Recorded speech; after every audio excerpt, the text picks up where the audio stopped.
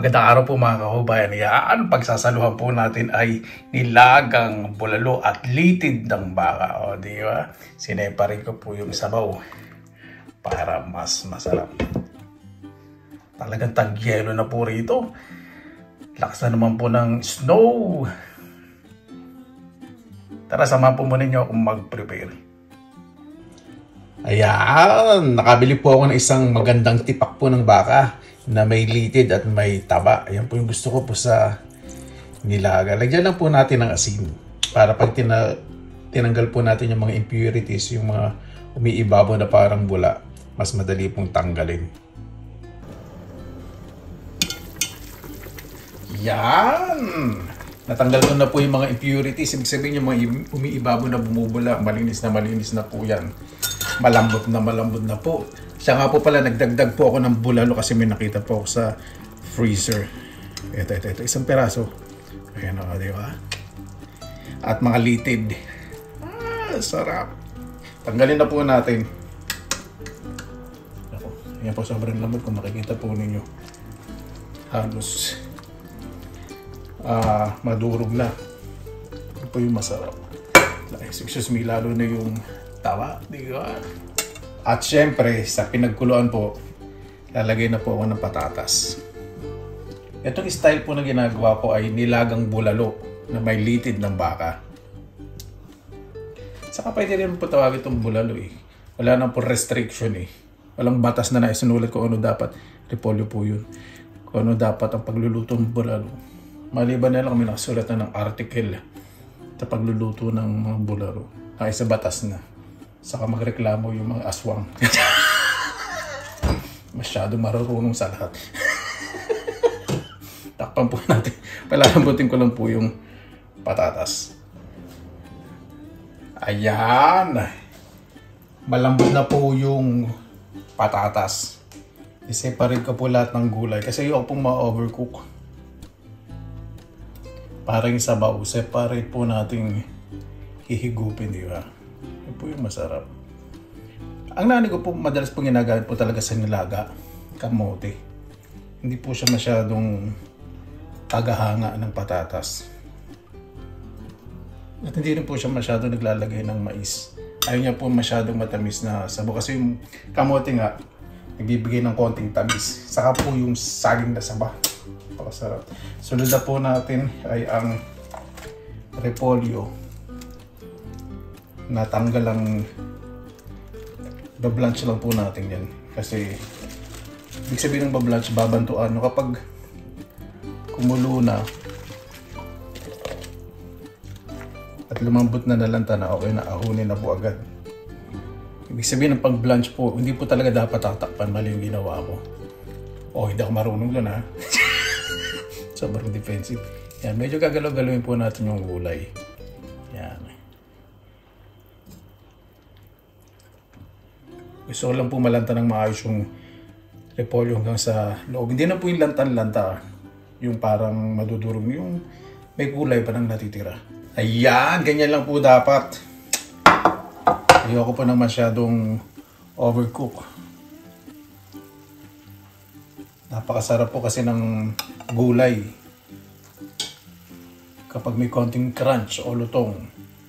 Tapos sasawsaw ninyo sa patis na may sili o kaya may lemon pang halo o kalamansi. Ayan! Sabaw na lang po natira. Napansin po ninyo, hindi po ako naglagay ng sibuyas kanina. Bakit? Kasi nakalimutan ko. Lalagay po ako ngayon ng spring onion sa sabaw. Diba? Para lumasa kahit nakalimutan natin, okay lang. Samihan na natin.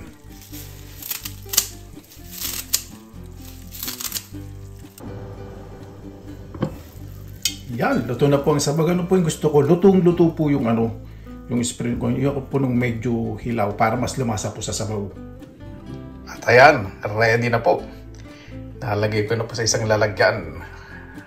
Diba? Kain na po tayo. Mabuhay! Yan! Maraming salamat na po sa Panginoon. Kasama-sama na naman po tayo. Naway safe po lahat bago tayo salamatan po muna natin ng Panginoon.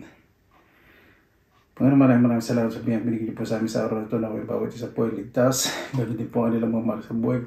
Mas makagabay po yung mga mahal namin sa buhay na malalayo po. Ang kanilang kaligtasan at yung mga may nararanasan po ngayon ng mga pagsubok sa kanilang mga bansa, lugar o niluluklukan po Panginoon. Kaya po bahala po sa amin, sinusuko na po namin sa inyo sa kanilang susabihin. Kasi na po natin. Ay, nako. Tuwang-tuwa po ako nakakita ko sa shop, diba, sale. Ng isang araw, yung litid. Tapos yung bulalo. Ay, nako. Buti may nakita ko sa freezer. May isa pang bulalo.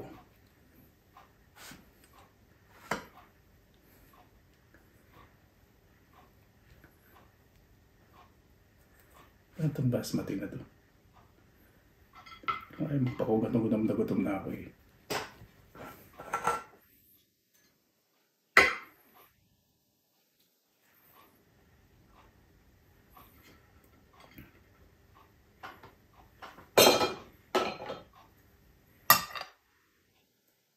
Na tayo na ating walang asukal. Kaya po sabi, hindi ko po gusto yung style ng European Union na may ganito, na hindi natatanggal. Nakakabuisit po. Bagong batas na pati ba naman takip ng mga bote. Parang nga doon may iwasan din siyempre sa pagbara sa mga kanan. Okay po, kaya lang eh. Ang daming problema sa buong mundo eh. Hindi dapat gawin nila, hindi pwede ibalik sa shop. Hindi makakakuha ng deposito pag walang takip. Napakasimple po, di ba? Kasi yung batas dito eh. Ako, hindi po natin isipin yun. Kaya na po tayo sa baba. Di ba?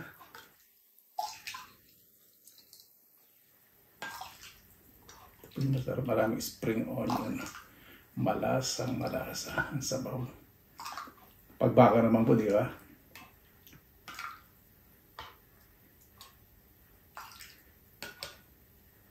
Takpan natin para hindi lumamig.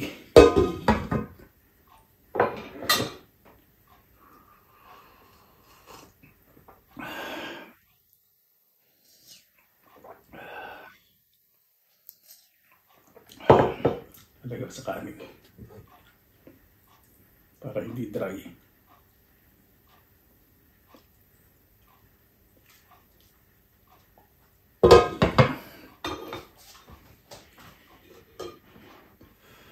Kunin natin itong kanina pa ako gigil na ito dito sa litid na ito.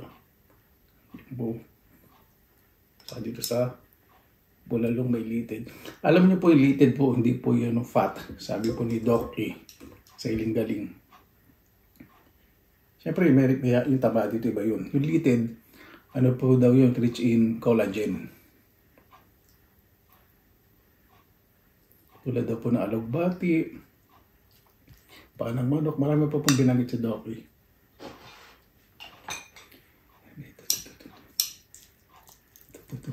Daming litid, oh. Kaya nakapunta ka sa inyo.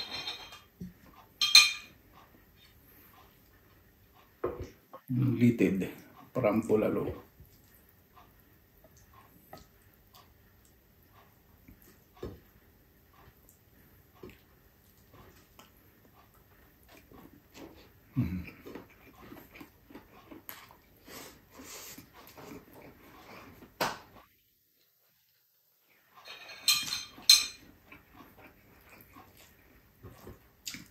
Napakasarap.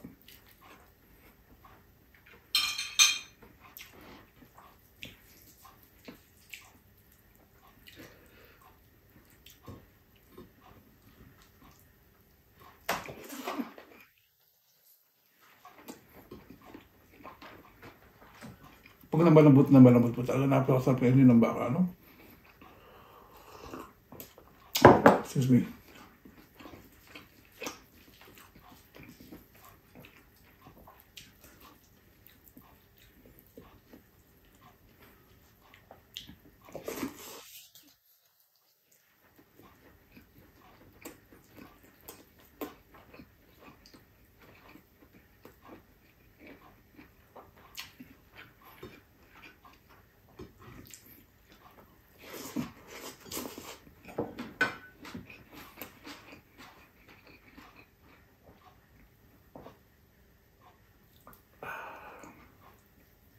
Ito yung malaking litid oh. Tignan niyo po, kamay lang po gagamitin ko. Ayan oh. Oh.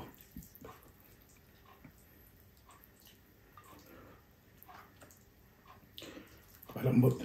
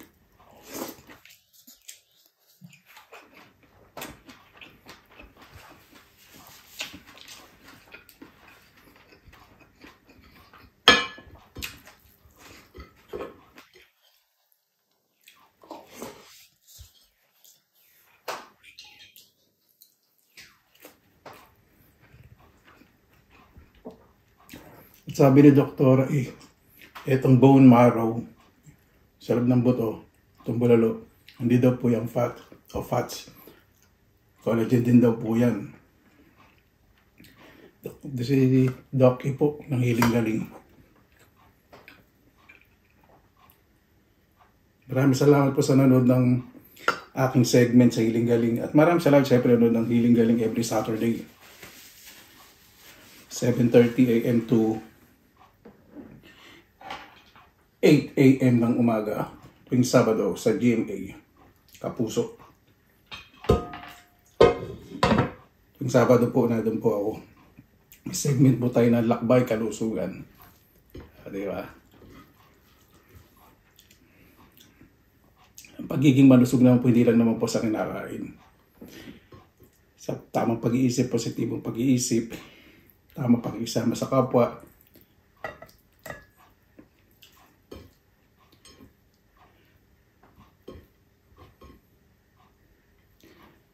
physically, mentally, emotionally,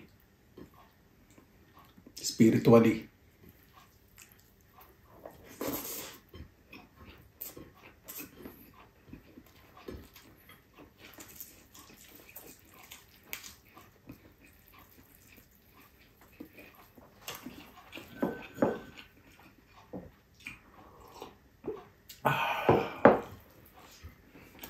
Kainin na po natin bulalo, tinitipid ko eh.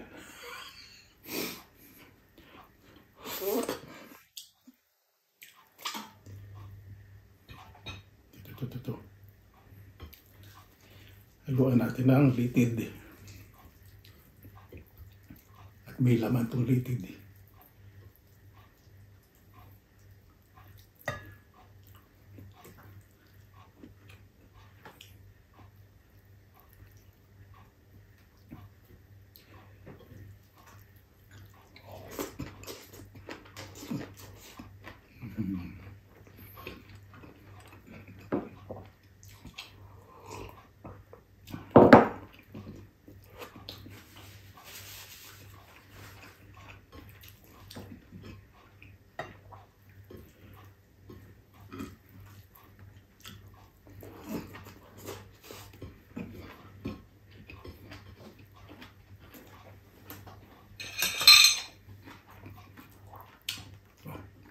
Hindi po yung taba, litid.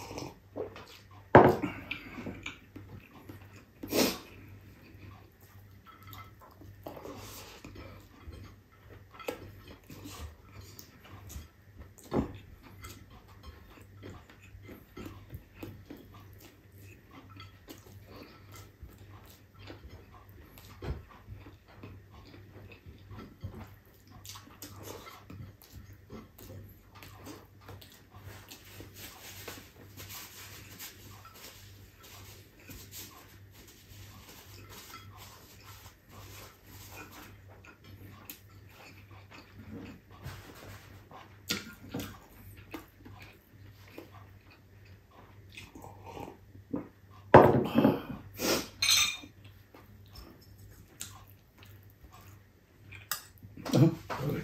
Talagay ko yung tissue.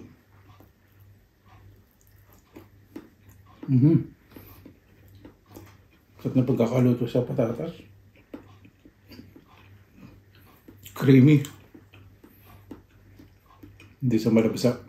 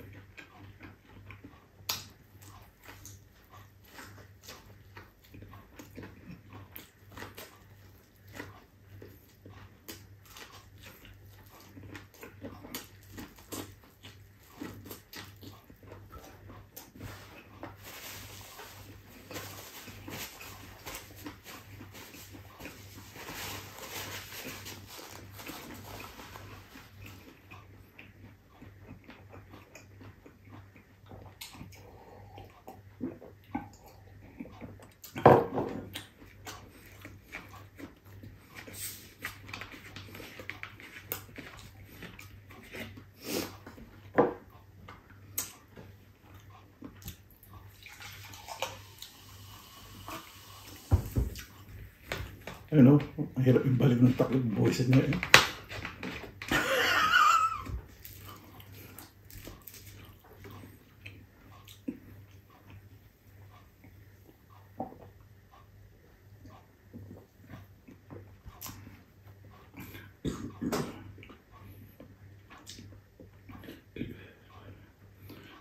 Pakasarap. Bago tayo tapos, pasalamatan po muna natin ang Panginoon. Panginoon, maraming salamat po sa biyaya niyo po sa araw na ito. Na kami bawat isa po maging maayos po sa araw-araw, makabawas po sa mga inisip sa buhay. Alam po namin na meron po kayong nakalaan sa bawat isa. Naway, ang bawat isa po ay magsumuko at tumabang. Kaya na po bahala po sa amin, sinusuko na po namin sa inyo at sa ngalan ng Jesus sabihin. Paano po, maraming salamat na po sa inyong oras na ilan sa pinilaang lakbay. Basta lagi po tayong positive vibes, good vibes. God bless, ingat po lagi, magandang araw. Laban lang!